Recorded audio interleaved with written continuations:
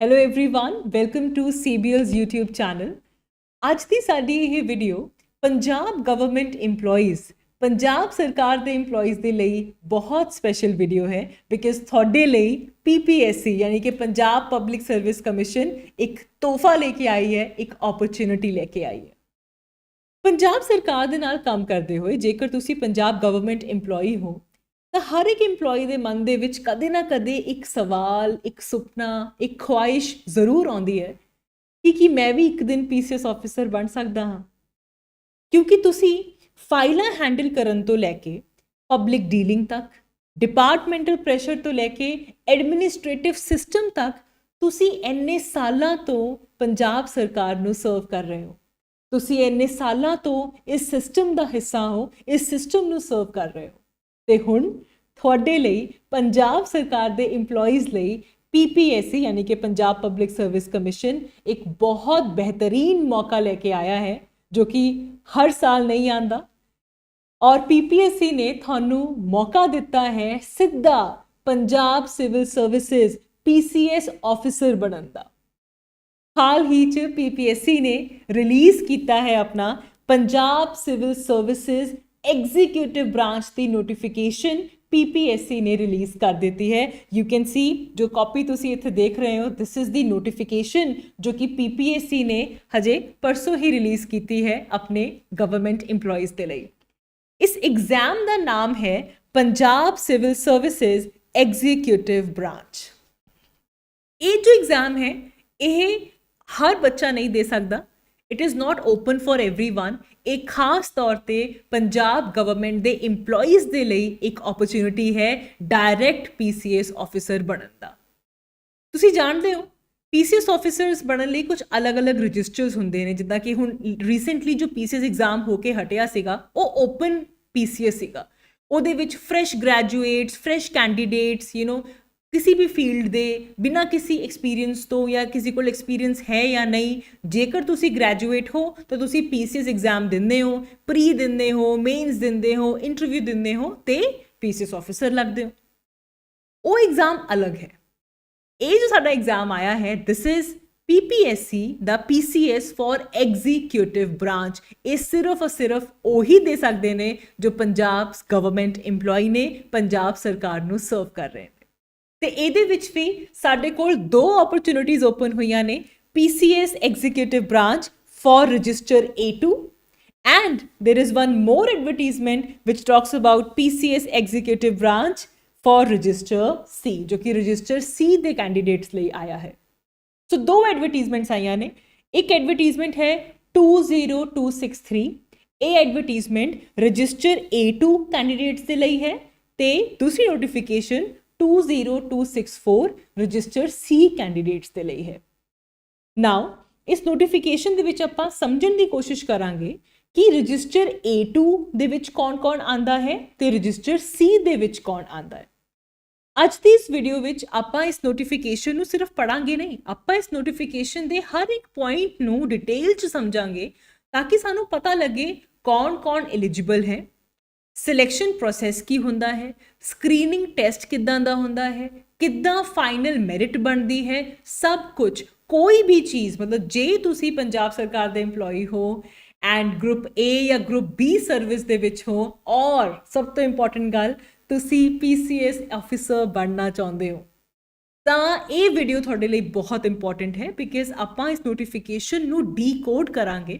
Simple ਸ਼ਬਦਾਂ ਦੇ ਵਿੱਚ, ਸਿੰਪਲ ਲੈਂਗੁਏਜ 'ਚ ਇੱਕ-ਇੱਕ ਕਰਕੇ ਸਮਝਾਂਗੇ ਕੌਣ-ਕੌਣ ਇਹ ਪੇਪਰ ਅਪਲਾਈ ਕਰ ਸਕਦਾ ਹੈ, ਕੌਣ-ਕੌਣ ਅਪਲਾਈ ਨਹੀਂ ਕਰ ਸਕਦਾ, ਕੌਣ ਕਿਸ ਰਜਿਸਟਰ ਵਿੱਚ ਆਂਦਾ ਹੈ, ਤੁਸੀਂ ਕਿਹੜੇ ਰਜਿਸਟਰ ਦੇ ਵਿੱਚ ਅਪਲਾਈ ਕਰਨਾ ਹੈ, A2 'ਚ ਕਰਨਾ ਹੈ ਜਾਂ C 'ਚ ਕਰਨਾ ਹੈ, ਸਿਲੈਕਸ਼ਨ ਕਿੱਦਾਂ ਹੁੰਦੀ ਹੈ, ਸਕਰੀਨਿੰਗ ਟੈਸਟ ਦਾ ਪੈਟਰਨ ਕਿੱਦਾਂ ਦਾ ਹੁੰਦਾ ਹੈ ਤੇ ਫਾਈਨਲ ਮੈਰਿਟ ਦੇ ਵਿੱਚ ਹੋਰ ਬਹੁਤ ਸਾਰੀਆਂ ਚੀਜ਼ਾਂ ਜਿੱਦਾਂ ਕਿ ACR ਮਾਰਕਸ ਹੁੰਦੇ ਨੇ ਉਹ ਕਿੱਦਾਂ ਆਉਂਦੇ ਨੇ, ਲੈਂਥ ਆਫ ਸਰਵਿਸ ਇਹਦੇ ਵਿੱਚ ਕਾਊਂਟ ਹੁੰਦੀ ਹੈ, ਇੰਟਰਵਿਊ ਦਾ ਇਹਦੇ ਵਿੱਚ ਸਾਡੇ ਕੋਲ ਸੈਕਸ਼ਨ ਹੈ ਤਾਂ ਸਭ ਨੂੰ ਮਿਲਾ ਕੇ ਫਾਈਨਲ ਮੈਰਿਟ ਕਿੱਦਾਂ ਬਣਦੀ ਹੈ, ਫਾਰਮ ਅਪਲਾਈ ਕਿੱਦਾਂ ਕਰਨਾ ਹੈ till final selection, final merit ਕਿੱਦਾਂ ਬਣਦੀ ਹੈ, ਸਭ ਕੁਝ ਆਪਾਂ ਅੱਜ ਦੀ ਇਸ ਵੀਡੀਓ ਦੇ ਵਿੱਚ ਡਿਸਕਸ ਕਰਾਂਗੇ।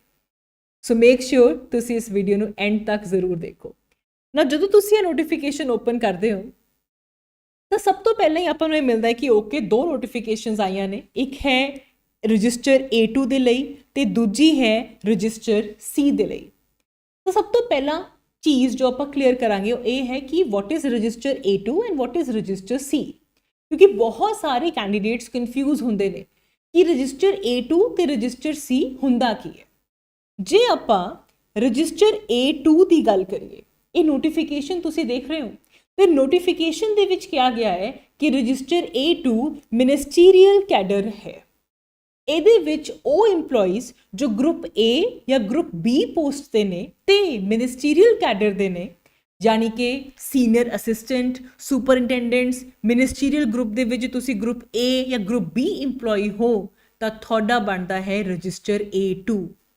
ਤੇ ਦੂਜੀ most important thing, very very important thing ਇਹ ਹੈ ਕਿ ਇਸ ਨੋਟੀਫਿਕੇਸ਼ਨ 'ਚ ਕਲੀਅਰਲੀ ਮੈਂਸ਼ਨ ਕੀਤਾ ਗਿਆ ਹੈ ਕਿ ਜੇਕਰ ਤੁਸੀਂ ਮਿਨਿਸਟੀਰੀਅਲ ਕੈਡਰ ਦੇ ਵਿੱਚ ਵੀ ਹੋ ਤਾਂ ਲੈਵਲ ਜੋ ਚਾਹੀਦਾ ਹੈ ਇਸ ਐਗਜ਼ਾਮ ਨੂੰ ਫਿਲ ਕਰਨ ਵਾਸਤੇ, it should not be below senior assistant. Senior assistant ਜੇ ਤੁਸੀਂ ਹੋ ਔਰ ਉਸ ਤੋਂ ਉੱਤੇ ਤਾਂ ਤੁਸੀਂ ਗਰੁੱਪ A ਜਾਂ ਗਰੁੱਪ B ਵਿੱਚ ਹੋ, ਤੁਸੀਂ ਅਪਲਾਈ ਕਰ ਸਕਦੇ ਹੋ ਰਜਿਸਟਰ A2 ਦੇ ਵਿੱਚ। ਸੀਨੀਅਰ ਅਸਿਸਟੈਂਟ ਤੋਂ ਬਿਲੋ ਦਾ ਲੈਵਲ ਹਜੇ ਇਹਦੇ ਵਾਸਤੇ ਐਲੀਜੀਬਲ ਨਹੀਂ ਹੈ। ਸੋ ਲੈਵਲ ਕਿੰਨਾ ਚਾਹੀਦਾ ਹੈ? Senior assistant or above, not below senior assistant. So basically notification ਨੇ ਕਲੀਅਰ ਕਰਤਾ कि रजिस्टर A2 यानी कि ministerial cadre group A and group B post not below the level of senior assistant. Clear होगी सानू ये गल, ठीक है। सिमिलरली जे आपां रजिस्टर C देखते हैं तो ਇਹਦੇ ਵਿੱਚ भी सेम गल कही गई है, बट ਇਹਦੇ ਵਿੱਚ ਇਹ ਲਿਖਿਆ ਗਿਆ ਹੈ कि ग्रुप A या ग्रुप B सर्विसेज ਦੇ पंजाब सरकार ਦੇ EMPLOYEES ਜੋ कि पंजाब सरकार ਨੂੰ ਸਰਵ ਕਰ ਰਹੇ ਨੇ ਤੇ ਨਾ ਤਾਂ ਉਹ ਗਰੁੱਪ A1 ਚਾਹੁੰਦੇ ਨੇ। A1 ਦੇ ਵਿੱਚ ਕੀ ਹੁੰਦਾ ਹੈ? ਇਹਦੇ ਵਿੱਚ ਡਿਸਟ੍ਰਿਕਟ ਰੈਵਨਿਊ ਆਫਿਸਰਸ ਆ ਜਾਂਦੇ, ਤਹਿਸੀਲਦਾਰ, ਨੈਬ ਤਹਿਸੀਲਦਾਰ, ਇਹ ਗਰੁੱਪ A1 ਦੇ ਵਿੱਚ ਆ ਜਾਂਦੇ ਨੇ। A2 ਰਜਿਸਟਰ A2 ਆਪਾਂ ਪੜ੍ਹ ਕੇ ਆਏ, ਹੁਣੀ ਆਪਾਂ ਦੇਖਿਆ ਕਿ ਇਹਦੇ ਵਿੱਚ ਮਿਨਿਸਟੀਰੀਅਲ ਕੈਡਰ ਆ ਜਾਂਦਾ ਹੈ, ਠੀਕ ਹੈ। ਇਸ ਤੋਂ ਇਲਾਵਾ ਆਪਣੇ ਕੋਲ ਹੈ ਰਜਿਸਟਰ A3 ਜਿਹਦੇ ਵਿੱਚ ਕੀ ਬਲਾਕ ਡਿਵੈਲਪਮੈਂਟ ਜਾਂ ਪੰਚਾਇਤ ਆਫਿਸਰਸ, ਇਹ ਸਾਰੀਆਂ ਵੈਕੈਂਸੀਜ਼ ਆ ਜਾਂਦੀਆਂ, ਇਹ ਸਾਰੀਆਂ ਪੋਸਟਾਂ ਆ ਜਾਂਦੀਆਂ ਨੇ। ਨੋਟੀਫਿਕੇਸ਼ਨ ਇਹ ਕਹਿ ਰਹੀ ਹੈ ਕਿ ਗਰੁੱਪ A ਤੇ ਗਰੁੱਪ B ਦੇ ਉਹ EMPLOYEES ਜੋ ਨਾ ਤਾਂ ਗਰੁੱਪ A1 ਦੇ ਵਿੱਚ ਨੇ, ਰਜਿਸਟਰ A1 ਦੇ ਵਿੱਚ ਨੇ, ਨਾ ਰਜਿਸਟਰ A2 ਦੇ ਵਿੱਚ ਨੇ ਤੇ ਨਾ ਹੀ ਰਜਿਸਟਰ 3 'ਚ ਨੇ, ਇਹਨਾਂ ਰਜਿਸਟਰਸ ਨੂੰ ਛੱਡ ਕੇ ਜੋ ਵੀ ਗਰੁੱਪ A ਤੇ ਗਰੁੱਪ B ਦੇ EMPLOYEES ਨੇ ਉਹ ਕਿਹਦੇ ਵਿੱਚ ਫਾਲ ਕਰਦੇ ਨੇ? ਉਹ ਫਾਲ ਕਰਦੇ ਨੇ ਰਜਿਸਟਰ C ਦੇ ਵਿੱਚ। ਕਲੀਅਰ ਹੋ ਗਈ ਇਹ ਗੱਲ? ਯਾਨੀ ਕਿ ਤੁਸੀਂ A1 ਦੇ ਨਹੀਂ ਹੋਣੇ ਚਾਹੀਦੇ। ਤੁਸੀਂ ਜੇ ਡਿਸਟ੍ਰਿਕਟ ਰੈਵਨਿਊ ਆਫਿਸਰ ਹੋ, ਤਹਿਸੀਲਦਾਰ ਹੋ, ਨੈਬ ਤਹਿਸੀਲਦਾਰ ਹੋ ਤਾਂ ਤੁਹਾਡਾ ਰਜਿਸਟਰ ਕਿਹੜਾ ਹੈ? Register A1। ਜੇ ਤੁਸੀਂ ਮਿਨਿਸਟੀਰੀਅਲ ਕੈਡਰ ਦੇ ਹੋ ਤਾਂ ਤੁਹਾਡਾ ਰਜਿਸਟਰ ਹੈਗਾ ਹੈ ਰਜਿਸਟਰ A2। ਤੇ ਜੇਕਰ ਤੁਸੀਂ ਬਲਾਕ ਡਿਵੈਲਪਮੈਂਟ ਜਾਂ ਪੰਚਾਇਤ ਆਫਿਸਰ ਹੋ, ਡਿਸਟ੍ਰਿਕਟ ਡਿਵੈਲਪਮੈਂਟ ਜਾਂ panchayat officer, assistant excise, taxation commissioner, excise and taxation officer, ETO, ਇਹ ਸਾਰੀਆਂ ਜੀ ਤੁਹਾਡੀਆਂ ਪੋਸਟਾਂ ਨੇ ਤਾਂ ਤੁਸੀਂ ਰਜਿਸਟਰ A3 ਵਿੱਚ ਆਉਂਦੇ ਹੋ। ਲੇਕਿਨ ਵੈਕੈਂਸੀ ਕਿਹਦੇ ਲਈ ਆਇਆ ਹੈ? ਵੈਕੈਂਸੀ ਆਈ ਹੈ ਰਜਿਸਟਰ C ਦੇ ਲਈ। ਤਾਂ ਉਹ ਸਾਰੇ EMPLOYEES ਜੋ ਇਹਨਾਂ ਰਜਿਸਟਰਸ ਵਿੱਚ ਨਹੀਂ ਆਉਂਦੇ ਲੇਕਿਨ ਗਰੁੱਪ A ਤੇ ਗਰੁੱਪ B ਦੇ ਵਿੱਚ ਨੇ, ਉਹ ਫਾਲ ਕਰਦੇ ਨੇ ਰਜਿਸਟਰ C ਦੇ ਵਿੱਚ। ਤਾਂ ਹੁਣ ਕੁਐਸਚਨ ਆਉਂਦਾ, ਮੈਮ ਹੈ ਕੌਣ ਫਿਰ ਰਜਿਸਟਰ C ਦੇ ਵਿੱਚ? ਤਾਂ ਰਜਿਸਟਰ C ਦੇ ਵਿੱਚ ਟੈਕਨੀਕਲ ਆਫਿਸਰਸ ਆ ਜਾਂਦੇ ਨੇ, ਡਿਪਾਰਟਮੈਂਟਲ ਆਫਿਸਰਸ ਆ ਜਾਂਦੇ ਨੇ, ਇੰਜੀਨੀਅਰਸ ਆ ਜਾਂਦੇ ਨੇ, ਆਡਿਟ ਟਾਈਪ ਆਫਿਸਰਸ ਆ ਜਾਂਦੇ ਨੇ ਤੇ ਹੋਰ ਗੈਜਟਡ ਸਰਵਿਸਿਜ਼ ਜੋ ਨੇ ਉਹ ਇਹਦੇ ਵਿੱਚ ਇਨਕਲੂਡ ਹੋ ਜਾਂਦੀਆਂ ਨੇ। So that is register C for you. ਤੇ ਹੁਣ ਜੋ ਸਾਡੇ ਕੋਲ ਪੋਸਟਾਂ ਆਈਆਂ ਨੇ ਉਹ ਰਜਿਸਟਰ A2 ਤੇ ਰਜਿਸਟਰ C ਦੇ ਲਈ ਆਈਆਂ ਨੇ। A2 ਯਾਨੀ ਕਿ ਮਿਨਿਸਟੀਰੀਅਲ ਕੈਡਰ ਤੇ ਰਜਿਸਟਰ C ਜੋ ਕਿ ਰਜਿਸਟਰ C ਵਿੱਚ ਫਾਲ ਕਰਦੇ ਨੇ, ਠੀਕ ਹੈ। ਹੁਣ ਗੱਲ ਕਰਦੇ ਨੇ ਕਿੰਨੀਆਂ ਪੋਸਟਾਂ ਆਈਆਂ ਨੇ। ਰਜਿਸਟਰ A2 ਦੀ ਜੇ ਆਪਾਂ ਗੱਲ ਕਰੀਏ ਤਾਂ ਸਾਡੇ ਕੋਲ 21 ਪੋਸਟਾਂ ਰਜਿਸਟਰ A2 ਦੀਆਂ ਨੇ। 21 ਪੋਸਟਾਂ, 21 PCS ਆਫਿਸਰ। ਜੇ ਤੁਸੀਂ ਰਜਿਸਟਰ A2 ਦੇ ਹੋ ਤਾਂ ਤੁਹਾਡੀਆਂ 21 ਵੈਕੈਂਸੀਆਂ ਨੇ। It's a huge number. Direct PCS officer ਬਣਨ ਦਾ ਮੌਕਾ 21 ਕੈਂਡੀਡੇਟਸ ਨੂੰ ਮਿਲੇਗਾ ਫਰੋਮ ਰਜਿਸਟਰ A2। ਤੇ ਜੇਕਰ ਆਪਾਂ ਰਜਿਸਟਰ C ਦੇਖੀਏ ਤਾਂ ਰਜਿਸਟਰ C ਦੀ ਜੇ ਆਪਾਂ ਵੈਕੈਂਸੀਜ਼ ਨੂੰ ਦੇਖੀਏ ਤਾਂ ਸਾਡੇ ਕੋਲ ਆਂਦਾ ਹੈ ਨੰਬਰ 5। 5 ਵੈਕੈਂਸੀਆਂ ਨੇ ਰਜਿਸਟਰ C ਦੇ ਕੈਂਡੀਡੇਟਸ ਦੇ ਲਈ। ਇਸ ਚੀਜ਼ ਨੂੰ ਸਮਝੋ। ਰਜਿਸਟਰ A2 ਦੀਆਂ 21 ਪੋਸਟਾਂ ਨੇ, ਰਜਿਸਟਰ C ਦੀਆਂ 5 ਪੋਸਟਾਂ ਨੇ। ਤੇ ਕਿਸ ਡੇਟ ਤੱਕ ਐਲੀਜੀਬਿਲਿਟੀ ਦੇਖੀ ਜਾਏਗੀ, ਬਿਕਾਜ਼ ਹੁਣ ਆਪਾਂ ਅਗਲੀ ਹੀ ਗੱਲ ਕਰਾਂਗੇ ਕਿ ਪੰਜਾਬ ਗਵਰਨਮੈਂਟ 'ਚ ਤੁਸੀਂ ਜੇ ਕੰਮ ਕਰ ਰਹੇ ਹੋ ਤਾਂ ਕੁਝ ਮਿਨੀਮਮ ਸਾਲ ਦੀ ਸਰਵਿਸ ਤੁਹਾਡੀ ਹੋਣੀ ਚਾਹੀਦੀ ਹੈ। ਉਹ ਕਿਸ ਡੇਟ ਤੱਕ ਦੇਖਿਆ ਜਾਊਗਾ? ਕੱਟ ਆਫ ਡੇਟ ਜਿਹੜੀ ਐਲੀਜੀਬਿਲਿਟੀ ਡਿਸਾਈਡ ਕਰੇਗੀ, ਦੈਟ ਇਜ਼ 1 ਨਵੰਬਰ 2025। 1 ਨਵੰਬਰ 2025 ਤੱਕ ਕੱਟ ਆਫ ਡੇਟ ਰੱਖੀ ਗਈ ਹੈ ਜਿਹਦੇ ਨਾਲ ਕਿ ਐਲੀਜੀਬਿਲਿਟੀ ਨੂੰ ਦੇਖਿਆ ਜਾਏਗਾ। So this is very very very important. ਠੀਕ ਹੈ, ਨਾਓ ਗੱਲ ਕਰਦੇ ਹਾਂ ਐਲੀਜੀਬਿਲਿਟੀ ਕ੍ਰਾਈਟੇਰੀਆ ਦੀ। ਜਿੱਦਾਂ ਕਿ ਮੈਂ ਕਿਹਾ ਕਿ ਜੇ ਤੁਸੀਂ ਪੰਜਾਬ ਸਰਕਾਰ ਦੇ ਨਾਲ ਕੰਮ ਕਰਦੇ ਹੋ, ਬਟ ਦੇਰ ਆਰ ਸਰਟਨ ਕੰਡੀਸ਼ਨਸ, ਕੁਝ ਕੰਡੀਸ਼ਨਸ ਨੇ। ਪਹਿਲੀ ਕੰਡੀਸ਼ਨ ਇਹ ਹੈ ਕਿ ਤੁਸੀਂ ਪੰਜਾਬ ਗਵਰਨਮੈਂਟ ਦੇ ਕਨਫਰਮਡ EMPLOYE ਹੋਣੇ ਚਾਹੀਦੇ ਹੋ। You should be confirmed EMPLOYE of Punjab government. ਤੁਹਾਡੀ ਸਰਵਿਸ ਦੀ ਕਨਫਰਮੇਸ਼ਨ ਹੋਣੀ ਚਾਹੀਦੀ ਹੈ। ਤੇ ਇਹਦੇ ਨਾਲ ਨਾਲ ਘੱਟ ਤੋਂ ਘੱਟ ਤੁਹਾਡੀ ਸਰਵਿਸ ਨੂੰ 8 ਸਾਲ ਪੂਰੇ ਹੋ ਚੁੱਕੇ ਹੋਣੇ ਚਾਹੀਦੇ ਨੇ ਬਾਏ 1 ਨਵੰਬਰ 2025। 1 ਨਵੰਬਰ 2025 ਤੱਕ ਤੁਹਾਡੇ ਪੰਜਾਬ ਸਰਕਾਰ ਦੇ ਨਾਲ ਲਗਾਤਾਰ ਕੰਟੀਨਿਊਸ ਸਰਵਿਸ ਕਰਦੇ ਹੋਏ 8 ਸਾਲ ਪੂਰੇ ਹੋ ਜਾਣੇ ਚਾਹੀਦੇ ਨੇ। ਤੇ ਤੁਹਾਡੀ ਸਰਵਿਸ ਤੁਸੀਂ ਕਨਫਰਮਡ EMPLOYE ਹੋਣੇ ਚਾਹੀਦੇ ਹੋ। ਇਹ ਸਭ ਤੋਂ ਬੜੀ ਐਲੀਜੀਬਿਲਿਟੀ ਕ੍ਰਾਈਟੇਰੀਆ ਹੈ। ਘੱਟ ਤੋਂ ਘੱਟ ਕਿੰਨੀ ਸਰਵਿਸ ਹੋਣੀ ਚਾਹੀਦੀ ਹੈ? 8 ਸਾਲ ਦੀ। ਠੀਕ ਹੈ ਜੀ। ਉਸ ਤੋਂ ਇਲਾਵਾ ਤੁਸੀਂ ਗ੍ਰੈਜੂਏਟ ਹੋਣੇ ਚਾਹੀਦੇ ਹੋ। ਠੀਕ ਹੈ, ਯੂ ਸ਼ੁੱਡ ਬੀ ਗ੍ਰੈਜੂਏਟ ਕਿਸੇ ਵੀ ਰਿਕਗਨਾਈਜ਼ਡ ਯੂਨੀਵਰਸਿਟੀ ਤੋਂ, ਕਿਸੇ ਵੀ ਸਟਰੀਮ ਦੇ ਵਿੱਚ ਤੁਹਾਡੇ ਕੋਲ ਗ੍ਰੈਜੂਏਸ਼ਨ ਹੋਣੀ ਚਾਹੀਦੀ ਹੈ। ਐਂਡ ਏਜ ਕ੍ਰਾਈਟੇਰੀਆ ਵੀ ਹੈ। ਏਜ ਕ੍ਰਾਈਟੇਰੀਆ ਇਹ ਹੈ ਕਿ ਤੁਹਾਡੀ ਏਜ 54 ਇਅਰਸ ਤੋਂ 54 ਇਅਰਸ ਜਾਂ ਉਸ ਤੋਂ ਘੱਟ ਦੀ ਹੋਣੀ ਚਾਹੀਦੀ ਹੈ। ਤੇ ਕਦੋਂ ਤੋਂ? 1 ਨਵੰਬਰ 2025 ਨੂੰ ਜੇ ਤੁਹਾਡੀ ਏਜ ਦੇਖੀ ਜਾਏ ਤਾਂ ਤੁਹਾਡੀ ਏਜ ਜਾਂ ਤਾਂ 54 ਜਾਂ ਉਸ ਤੋਂ ਘੱਟ ਹੋਣੀ ਚਾਹੀਦੀ ਹੈ। ਜੇ ਤੁਹਾਡੀ ਏਜ 54 ਤੋਂ ਜ਼ਿਆਦਾ ਹੈ ਤਾਂ ਤੁਸੀਂ ਇਸ ਐਗਜ਼ਾਮ ਦੇ ਲਈ ਐਲੀਜੀਬਲ ਨਹੀਂ ਹੋ। ਤਾਂ ਇਹ 4 ਕੰਡੀਸ਼ਨਸ ਨੇ। This is the primary thing that we should know ਕਿ ਜੋ ਵੀ ਪੰਜਾਬ ਗਵਰਨਮੈਂਟ EMPLOYEਜ਼ ਨੇ, ਤੁਸੀਂ ਆਪਣਾ ਰਜਿਸਟਰ ਚੈੱਕ ਕਰ ਲਿਆ, ਤੁਸੀਂ ਰਜਿਸਟਰ A2 'ਚ ਹੋ ਜਾਂ ਰਜਿਸਟਰ C 'ਚ ਹੋ, ਉਸ ਤੋਂ ਬਾਅਦ ਤੁਸੀਂ ਕਨਫਰਮਡ EMPLOYE ਹੋਣੇ ਚਾਹੀਦੇ ਹੋ। 8 ਸਾਲ ਦੀ ਮਿਨੀਮਮ ਸਰਵਿਸ ਹੋਣੀ ਚਾਹੀਦੀ ਹੈ ਪੰਜਾਬ ਗਵਰਨਮੈਂਟ ਦੇ ਨਾਲ, ਕੰਟੀਨਿਊਸ ਸਰਵਿਸ। ਤੁਸੀਂ ਗ੍ਰੈਜੂਏਟ ਹੋਣੇ ਚਾਹੀਦੇ ਹੋ ਤੇ ਮੈਕਸਿਮਮ ਏਜ ਕਿੰਨੀ ਹੈ? 54 ਤੋਂ ਵੱਧ ਨਹੀਂ ਹੋਣੀ ਚਾਹੀਦੀ। age should be 54 or below on 1st of November 2025। ਇਹ ਕੰਡੀਸ਼ਨ ਸਭ ਤੋਂ ਜ਼ਿਆਦਾ ਇੰਪੋਰਟੈਂਟ ਹੈ। ਤੇ ਇਸ ਤੋਂ ਬਾਅਦ ਇੱਕ ਨੋਟ PPSC ਨੇ ਸਾਨੂੰ ਦਿੱਤਾ ਹੈ ਤੇ ਕਿਹਾ ਹੈ ਕਿ ਇੱਕ ਬਹੁਤ ਬੇਸਿਕ ਡੇਂਜਰਸ ਵਾਰਨਿੰਗ ਦਿੱਤੀ ਹੈ। PPSC ਨੇ ਕਿਹਾ ਕਿ ਅਪਲਾਈ ਕਰਨ ਤੋਂ ਪਹਿਲਾਂ ਤੁਸੀਂ ਆਪਣੇ ਡਿਪਾਰਟਮੈਂਟ ਤੋਂ ਜ਼ਰੂਰ ਕਨਫਰਮ ਕਰ ਲਓ ਕਿ ਤੁਹਾਡੀ ਜੌਬ ਪ੍ਰੋਫਾਈਲ ਦੇ ਹਿਸਾਬ ਨਾਲ ਤੁਸੀਂ ਕਿਹੜੇ ਰਜਿਸਟਰ ਵਿੱਚ ਆਉਂਦੇ ਹੋ। PPSC ਕਹਿ ਰਿਹਾ ਕਿ ਫਾਰਮ ਭਰਨ ਤੋਂ ਪਹਿਲਾਂ, ਅਪਲਾਈ ਕਰਨ ਤੋਂ ਪਹਿਲਾਂ ਤੁਸੀਂ ਆਪਣੇ ਡਿਪਾਰਟਮੈਂਟਸ ਤੋਂ ਇਹ ਕਨਫਰਮ ਕਰਕੇ ਆਉਣਾ ਹੈ ਕਿ ਤੁਸੀਂ ਕਿਹੜੇ ਰਜਿਸਟਰ ਵਿੱਚ ਹੋ। ਕਿਉਂਕਿ PPSC ਦਾ ਕਹਿਣਾ ਹੈ ਕਿ ਜੇ ਤੁਸੀਂ ਇੱਕ ਵਾਰੀ ਗਲਤ ਰਜਿਸਟਰ ਫਿਲ ਕੀਤਾ ਤਾਂ ਅਸੀਂ ਤੁਹਾਨੂੰ ਬਾਅਦ ਵਿੱਚ ਕਰੈਕਸ਼ਨ ਕਰਨਾ ਅਲਾਉ ਨਹੀਂ ਕਰਾਂਗੇ। ਤਾਂ ਪਹਿਲਾਂ ਹੀ ਤੁਸੀਂ ਕਨਫਰਮ ਕਰਨਾ ਹੈ ਕਿ ਤੁਸੀਂ ਕਿਹੜੇ ਰਜਿਸਟਰ ਤੋਂ ਬਿਲੋਂਗ ਕਰਦੇ ਹੋ, ਰਜਿਸਟਰ A2 ਜਾਂ register C। Very very very important. Register A2 ਦੀਆਂ 21 ਪੋਸਟਾਂ ਨੇ, ਰਜਿਸਟਰ C ਦੀਆਂ 5 ਪੋਸਟਾਂ ਨੇ। ਠੀਕ ਹੋ ਗਿਆ। ਤਾਂ ਹਰ ਕਿਸੇ ਨੇ ਆਪਣੇ ਡਿਪਾਰਟਮੈਂਟ ਤੋਂ ਕਨਫਰਮ ਜ਼ਰੂਰ ਕਰਨਾ ਹੈ ਕਿ ਤੁਸੀਂ ਕਿਹੜੇ ਰਜਿਸਟਰ ਦੇ ਵਿੱਚ ਫਾਲ ਕਰਦੇ ਹੋ। ਨਾਓ ਇਸ ਤੋਂ ਬਾਅਦ ਗੱਲ ਆਉਂਦਾ ਹੈ ਅਪਲਾਈ ਕਿੱਦਾਂ ਕਰਨਾ ਹੈ, ਇਹ ਓਪਰਚੁਨਿਟੀ ਗ੍ਰੈਬ ਕਿੱਦਾਂ ਕਰਨੀ ਹੈ। ਤਾਂ ਐਪਲੀਕੇਸ਼ਨ ਪ੍ਰੋਸੈਸ ਨੂੰ ਸਮਝਦੇ ਹਾਂ। ਇਸ ਪੋਸਟ ਦੇ ਲਈ ਤੁਸੀਂ ਆਨਲਾਈਨ ਐਪਲੀਕੇਸ਼ਨ ਫਾਰਮ ਫਿਲ ਕਰਨਾ ਹੈ। ਆਨਲਾਈਨ ਐਪਲੀਕੇਸ਼ਨ ਫਾਰਮ ਦੇ ਵਿੱਚ ਤੁਸੀਂ ਆਪਣੀ ਡਿਟੇਲਸ ਪਾਣੀਆਂ ਨੇ ਤੇ ਫਾਰਮ ਡਿਟੇਲਸ ਪਾਉਣ ਤੋਂ ਬਾਅਦ ਆਨਲਾਈਨ ਮੋਡ ਦੇ ਵਿੱਚ ਹੀ ਤੁਸੀਂ ਆਪਣੀ ਫੀ ਸਬਮਿਟ ਕਰਨੀ ਹੈ।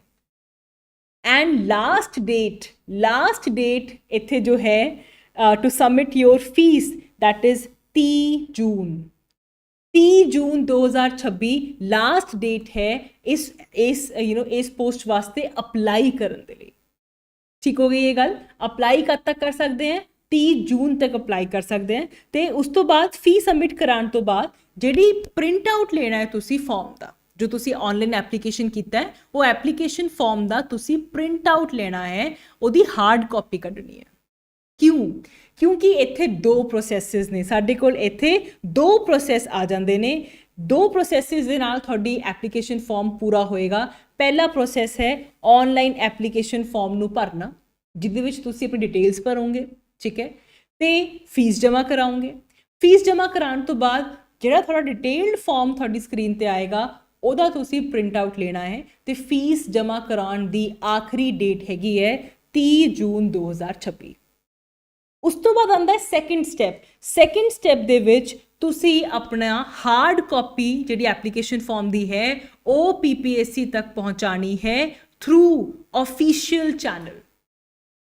ਬੇਸਿਕਲੀ ਤੁਹਾਡੇ ਜੋ ਪ੍ਰੋਪਰ ਚੈਨਲ ਹੈਗਾ ਹੈ, ਜਿੱਦਾਂ ਕਿ ਹੈੱਡ ਆਫ ਡਿਪਾਰਟਮੈਂਟ ਦੇ ਥਰੂ ਤੁਹਾਡਾ ਐਪਲੀਕੇਸ਼ਨ ਫਾਰਮ ਤੇ ਜਿਹੜੇ ਕੁਝ ਹੋਰ ਇੰਪੋਰਟੈਂਟ ਡਾਕੂਮੈਂਟਸ ਇਸ ਨੋਟੀਫਿਕੇਸ਼ਨ ਵਿੱਚ ਮੈਂਸ਼ਨ ਕੀਤੇ ਗਏ ਨੇ, ਹੈੱਡ ਆਫ ਦ ਡਿਪਾਰਟਮੈਂਟ ਦੇ ਥਰੂ PPSC ਤੱਕ ਉਹ ਪਹੁੰਚਣਾ ਚਾਹੀਦਾ ਹੈ।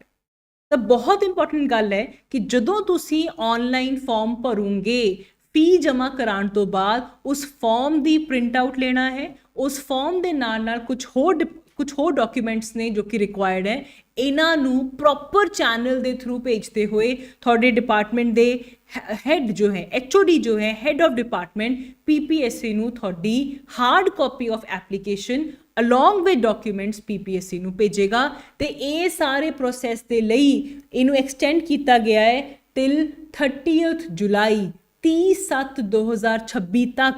ਤੁਹਾਨੂੰ PPSC ਤੱਕ ਪ੍ਰੋਪਰ ਆਫੀਸ਼ੀਅਲ ਚੈਨਲ ਜੋ ਤੁਹਾਡਾ ਹੈਗਾ ਹੈ via your HOD head of the department ਦੇ ਥਰੂ ਤੁਸੀਂ ਆਪਣੀ ਐਪਲੀਕੇਸ਼ਨ PPSC ਤੱਕ ਪਹੁੰਚਾਣੀ ਹੈ।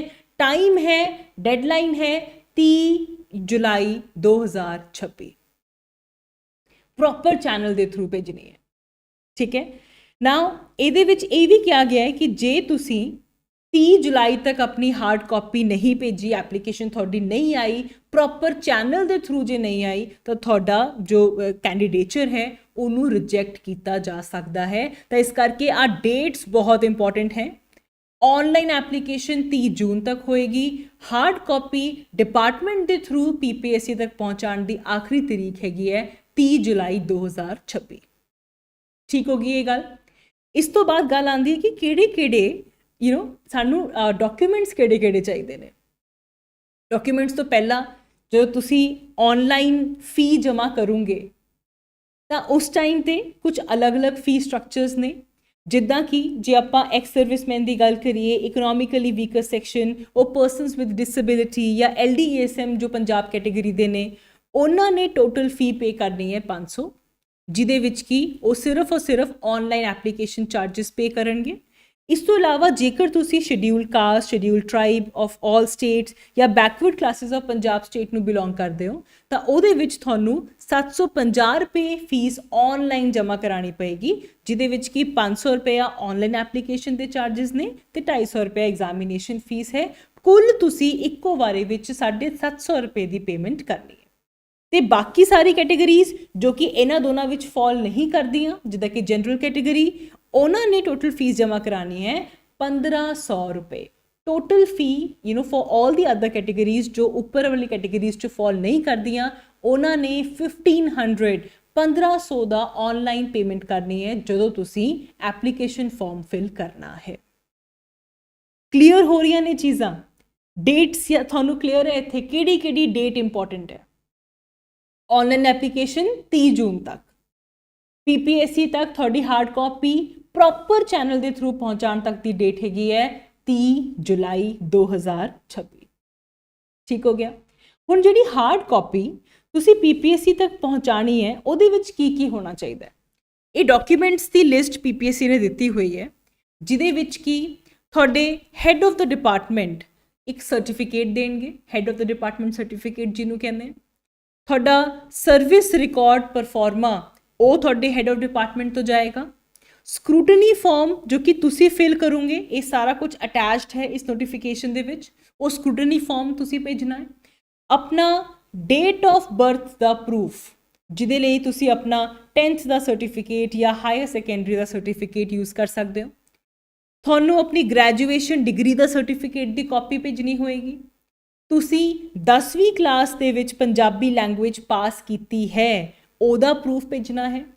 ਤੇ ਜੇਕਰ ਤੁਸੀਂ ਕਿਸੇ ਰਿਜ਼ਰਵ ਕੈਟੇਗਰੀ ਨੂੰ ਬਿਲੋਂਗ ਕਰਦੇ ਹੋ ਤਾਂ ਉਹਦਾ ਵੀ ਤੁਹਾਨੂੰ ਪ੍ਰੂਫ ਜਿਹੜਾ ਹੈਗਾ ਉਹ ਭੇਜਣਾ ਹੈ। ਤੇ ਇਹਦੇ ਵਿੱਚ ਕਲੀਅਰਲੀ ਲਿਖਿਆ ਗਿਆ ਹੈ ਕਿ ਰਿਜ਼ਰਵ ਕੈਟਾਗਰੀ ਦਾ ਸਰਟੀਫਿਕੇਟ ਸਿਰਫ ਤੁਸੀਂ ਫੀ ਕੰਸੈਸ਼ਨ ਦੇ ਲਈ ਜੋ ਕਲੇਮ ਕਰ ਸਕਦੇ ਹੋ, ਕੋਈ ਅਲੱਗ ਤੋਂ ਪੋਸਟ ਦੀ ਬਾਈਫਰਕੇਸ਼ਨ ਨਹੀਂ ਹੈਗੀ ਹੈ ਇਸ ਪੇਪਰ ਦੇ ਵਿੱਚ। ਸਿਰਫ ਰਿਜ਼ਰਵ ਕੈਟਾਗਰੀ ਸਰਟੀਫਿਕੇਟ, ਫੀ ਕਿਹਨੂੰ ਕਿੰਨੀ ਦੇਣੀ ਪਏਗੀ ਉਹਦੇ ਲਈ ਤੁਸੀਂ ਯੂਜ਼ ਕਰ ਸਕਦੇ ਹੋ, ਉਹਦੇ ਲਈ ਤੁਸੀਂ ਕਲੇਮ ਕਰ ਸਕਦੇ ਹੋ। ਤੇ ਇਸ ਤੋਂ ਇਲਾਵਾ ਇੱਕ ਸਰਵਿਸ ਕਨਫਰਮੇਸ਼ਨ ਸਰਟੀਫਿਕੇਟ, ਕਿਉਂਕਿ ਆਪਾਂ ਗੱਲ ਕੀਤੀ ਸੀ ਕਿ ਤੁਸੀਂ ਕਨਫਰਮਡ EMPLOYE ਹੋਣੇ ਚਾਹੀਦੇ ਹੋ, ਤਾਂ ਕਨਫਰਮੇਸ਼ਨ ਸਰਟੀਫਿਕੇਟ ਰਿਕੁਆਇਰਡ ਹੈ। ਤੇ ਇਸ ਤੋਂ ਇਲਾਵਾ ਜੇਕਰ ਤੁਸੀਂ ਅ ਪਰਸਨ ਵਿਦ ਡਿਸੇਬਿਲਿਟੀ ਦੇ ਵਿੱਚ ਆਉਂਦੇ ਹੋ ਤਾਂ ਇੱਕ UDID ਸਰਟੀਫਿਕੇਟ ਹੁੰਦਾ ਹੈ, ਉਹ ਵੀ ਤੁਹਾਨੂੰ ਦੇਣਾ ਹੋਏਗਾ। ਤੇ ਇਹਦੇ ਨਾਲ ਜੇ ਕੋਈ ਐਡੀਸ਼ਨਲ ਟਾਈਮ ਤੁਹਾਨੂੰ ਮਿਲ ਸਕੇ ਜਾਂ ਸਕ੍ਰਾਈਬ ਦੀ ਫੈਸਿਲਿਟੀ ਤੁਹਾਨੂੰ ਮਿਲ ਸਕੇ, ਉਹ PPSC ਅਰੇਂਜ ਕਰ ਸਕੇਗਾ। ਤੇ ਇਹ ਕੁਝ ਡਾਕੂਮੈਂਟਸ ਹੋ ਗਏ। ਸਰਟੀਫਿਕੇਟ ਜੋ ਹੈਡ ਆਫ ਡਿਪਾਰਟਮੈਂਟ ਤੋਂ ਜਾਏਗਾ, ਸਰਵਿਸ ਰਿਕਾਰਡ ਦਾ ਪਰਫਾਰਮਾ, ਸਕਰੂਟਨੀ ਫਾਰਮ ਜੋ ਤੁਹਾਡੇ ਵੱਲੋਂ ਜਾਏਗਾ, 10th ਦਾ ਸਰਟੀਫਿਕੇਟ ਤੁਸੀਂ ਯੂਜ਼ ਕਰ ਸਕਦੇ ਹੋ ਆਪਣੇ ਡੇਟ ਆਫ ਬਰਥ ਵਾਸਤੇ, ਪੰਜਾਬੀ ਦਾ ਪ੍ਰੂਫ, ਗ੍ਰੈਜੂਏਸ਼ਨ ਦਾ ਸਰਟੀਫਿਕੇਟ, ਕੈਟੇਗਰੀ ਦਾ ਸਰਟੀਫਿਕੇਟ, ਸਰਵਿਸ ਕਨਫਰਮੇਸ਼ਨ ਦਾ ਸਰਟੀਫਿਕੇਟ ਤੇ ਜੋ ਪਰਸਨ ਵਿਦ ਡਿਸੇਬਿਲਿਟੀ ਹੈ ਉਹਨਾਂ ਦਾ UDID ਸਰਟੀਫਿਕੇਟ।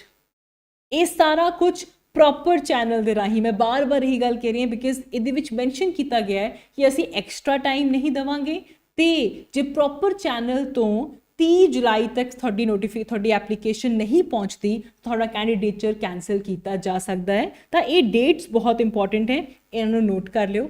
ਫੀ ਸਟਰਕਚਰ ਵੀ ਆਪਾਂ ਡਿਸਕਸ ਕਰ ਲਿਆ ਹੈ।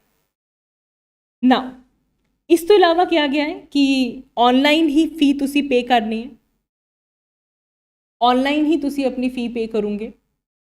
ਜਦੋਂ ਤੁਸੀਂ ਐਪਲੀਕੇਸ਼ਨ ਭਰੋਗੇ, ਸਬਮਿਟ ਪ੍ਰੈਸ ਕਰੋਗੇ, ਉਸ ਤੋਂ ਬਾਅਦ ਤੁਹਾਨੂੰ ਫੀ ਸਬਮਿਸ਼ਨ ਦਾ ਆਪਸ਼ਨ ਆਏਗਾ। ਲੇਕਿਨ ਇਹਦੇ ਨਾਲ ਇੱਕ ਹੋਰ ਇੰਪੋਰਟੈਂਟ ਚੀਜ਼ ਦਿੱਤੀ ਗਈ ਹੈ ਕਿ ਇੱਕ ਵਾਰੀ ਜਦੋਂ ਤੁਸੀਂ ਫੀ ਸਬਮਿਸ਼ਨ ਕਰ ਲਈ, ਫੀ ਸਬਮਿਸ਼ਨ ਤੋਂ ਬਾਅਦ ਤੁਸੀਂ ਆਪਣੀ ਐਪਲੀਕੇਸ਼ਨ ਵਿੱਚ ਕੋਈ ਵੀ ਚੇਂਜਸ ਨਹੀਂ ਕਰ ਸਕਦੇ। ਇਸ ਕਰਕੇ PPSC ਤੁਹਾਨੂੰ ਕਹਿ ਰਹੀ ਹੈ ਕਿ ਇਸ ਤੋਂ ਪਹਿਲਾਂ ਕਿ ਤੁਸੀਂ ਸਿੱਧਾ ਸਬਮਿਟ ਦਾ ਬਟਨ ਦੱਬੋ, ਇੱਕ ਵਾਰੀ ਤੁਸੀਂ ਚੈੱਕ ਕਰ ਲਓ ਕਿ ਤੁਸੀਂ ਜਿਹੜੀਆਂ ਵੀ ਡਿਟੇਲਸ ਭਰੀਆਂ ਨੇ ਉਹ ਸਹੀ ਹੈ ਕਿ ਨਹੀਂ। ਚੈੱਕ ਜ਼ਰੂਰ ਕਰ ਲਓ ਬਿਕਾਜ਼ ਇੱਕ ਵਾਰੀ ਜੇ ਤੁਸੀਂ ਫੀ ਸਬਮਿਟ ਕਰਤੀ ਤਾਂ ਉਸ ਤੋਂ ਬਾਅਦ ਤੁਸੀਂ ਆਪਣੇ ਐਪਲੀਕੇਸ਼ਨ ਫਾਰਮ ਦੇ ਵਿੱਚ ਕੋਈ ਵੀ ਚੇਂਜਸ ਨਹੀਂ ਕਰ ਸਕਦੇ। ਇਹ ਕਲੀਅਰਲੀ ਕਿਹਾ ਗਿਆ ਹੈ। ਪੇਮੈਂਟ ਸਿਰਫ ਆਨਲਾਈਨ ਮੋਡ ਦੇ ਵਿੱਚ ਹੋਏਗੀ ਤੇ ਇਹ ਪੇਮੈਂਟ ਨਾਨ ਰਿਫੰਡੇਬਲ ਵੀ ਰਹੇਗੀ। ਸੋ ਇਹ ਤਾਂ ਹੋਈ ਗੱਲ ਕਿ ਕੌਣ ਅਪਲਾਈ ਕਰ ਸਕਦਾ ਹੈ, ਕਿੱਦਾਂ ਅਪਲਾਈ ਕਰਨਾ ਹੈ, ਫੀ ਕਿਵੇਂ ਪੇ ਕਰਨੀ ਹੈ ਤੇ ਉਸ ਤੋਂ ਬਾਅਦ ਕਿੱਦਾਂ ਤੁਸੀਂ ਆਪਣੇ ਡਾਕੂਮੈਂਟਸ ਪਹੁੰਚਾਣੇ ਨੇ PPSC ਤੱਕ। ਲੇਕਿਨ ਇਸ ਨੋਟੀਫਿਕੇਸ਼ਨ 'ਚ ਇੱਕ ਹੋਰ ਬਹੁਤ ਇੰਪੋਰਟੈਂਟ ਪੁਆਇੰਟ PPSC ਨੇ ਮੈਂਸ਼ਨ ਕੀਤਾ ਹੈ, ਜਿਹਦੇ ਵਿੱਚ ਉਹਨਾਂ ਨੇ ਕੁਝ ਪੋਸਟਾਂ ਦੱਸੀਆਂ ਨੇ, ਕੁਝ EMPLOYEES ਦੱਸੇ ਨੇ ਜੋ ਕਿ ਐਲੀਜੀਬਲ ਨਹੀਂ ਹੈ ਇਸ ਐਗਜ਼ਾਮ ਵਾਸਤੇ। ਜੇਕਰ ਤੁਸੀਂ ਕਿਸੇ ਯੂਨੀਵਰਸਿਟੀ ਦੇ EMPLOYE ਹੋ, ਪੰਜਾਬ ਗਵਰਨਮੈਂਟ ਯੂਨੀਵਰਸਿਟੀ ਦੇ EMPLOYE ਹੋ, ਤੁਸੀਂ ਐਲੀਜੀਬਲ ਨਹੀਂ ਹੋ। ਜੇ ਤੁਸੀਂ ਕਿਸੇ ਬੋਰਡ ਦੇ EMPLOYE ਹੋ, ਪੁੱਡਾ, ਗਮਾਡਾ, ਤਾਂ ਵੀ ਤੁਸੀਂ ਐਲੀਜੀਬਲ ਨਹੀਂ ਹੋ ਇਸ ਪੋਸਟ ਦੇ ਲਈ। ਦੈਨ ਜੇਕਰ ਤੁਸੀਂ PSPCL, PSTCL ਕਿਸੇ ਕਾਰਪੋਰੇਸ਼ਨ ਦੇ ਵਿੱਚ ਵੀ ਹੋ ਤਾਂ ਵੀ ਤੁਸੀਂ ਇਹ ਪੋਸਟ ਦੇ ਲਈ ਅਪਲਾਈ ਨਹੀਂ ਕਰ ਸਕਦੇ। ਨੋਟੀਫਿਕੇਸ਼ਨ ਬਹੁਤ ਕਲੀਅਰਲੀ ਇਹ ਗੱਲ ਕਹਿ ਰਹੀ ਹੈ, universities, board, society, PUDA, GMADA, PSPCL, PSTCL, corporations, ਇਹਨਾਂ ਦੇ EMPLOYEES ਇਸ ਪੇਪਰ ਦੇ ਲਈ ਐਲੀਜੀਬਲ ਨਹੀਂ ਹੈ।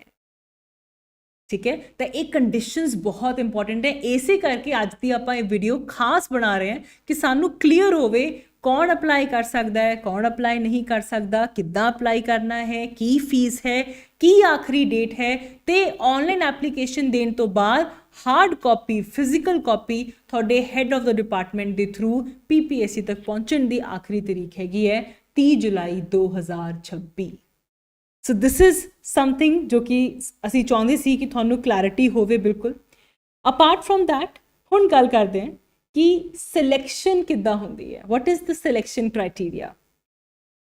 ਤਾਂ ਇੱਕ ਬੇਸਿਕ ਚੀਜ਼ ਸਮਝਦੇ ਹਾਂ, ਇੱਥੇ ਚਾਹੇ ਤੁਸੀਂ ਰਜਿਸਟਰ A2 ਦੇ ਹੋ ਜਾਂ ਤੁਸੀਂ ਰਜਿਸਟਰ C ਦੇ ਹੋ, ਤੁਹਾਡਾ ਇੱਕ ਕਾਮਨ ਸਕਰੀਨਿੰਗ ਟੈਸਟ ਹੋਏਗਾ, ਇੱਕ ਕਾਮਨ ਪੇਪਰ ਹੋਏਗਾ ਜਿਹਨੂੰ ਸਕਰੀਨਿੰਗ ਟੈਸਟ ਕਿਹਾ ਜਾਂਦਾ ਹੈ।